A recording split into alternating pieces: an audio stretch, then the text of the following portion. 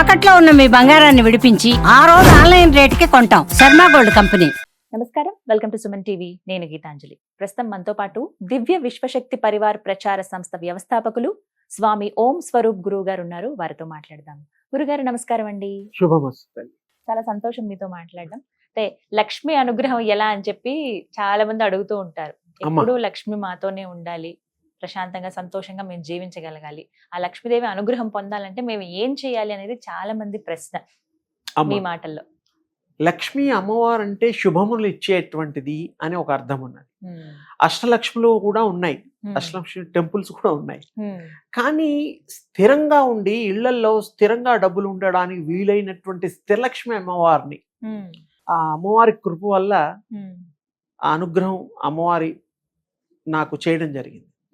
అప్పుడు వారి యొక్క చిత్రాన్ని చక్కగా స్థాపన చేయడం, తర్వాత ఎంతో మందికి ఆ ప్రింట్స్ ఇవ్వడం, కొన్ని వేలు చాలా మందికి ఏ ఊరు వెళ్తే ఆ ఊళ్ళల్లో ఉచితంగా ఎవరి దగ్గర రూపాయి తీసుకోకుండా. ఇప్పుడు ఎవరన్నా ఉంటారు, మాకు మంచి జరిగిందంటే ఒక 1000-1500 ప్రింట్ చేసి ఫ్రీగా పంచండి అమ్మా, ఒక పూజ పెట్టుకోండి ఇంట్లో, త్రిలక్ష్మి పూజ అంటే శ్రీచక్ర పూజ, లక్ష్మి అష్టోత్తరాలు అవి చదువుకుని అవి వచ్చిన వాళ్ళకి ముత్తైదులకి వాళ్ళకి ఎవరు వస్తే వాళ్ళకి ఇవ్వండి.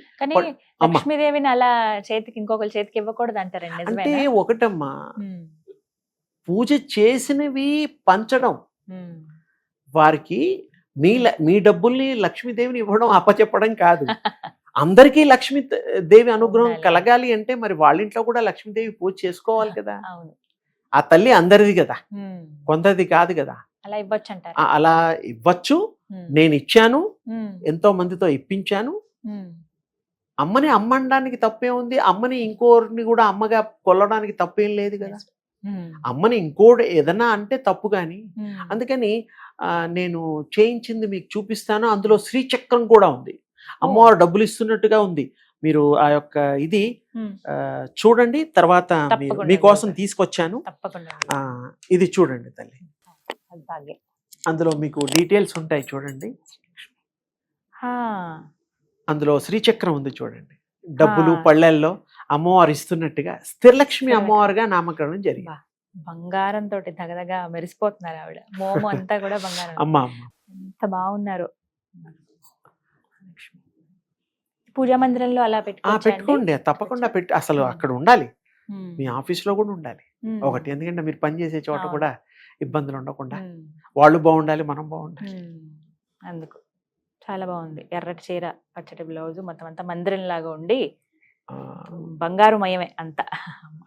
బంగారం లాంటి మనసు, బంగారం అంటేనే ధనం, లక్ష్మి స్వరూపం. ఇలా చాలా బాగుందండి.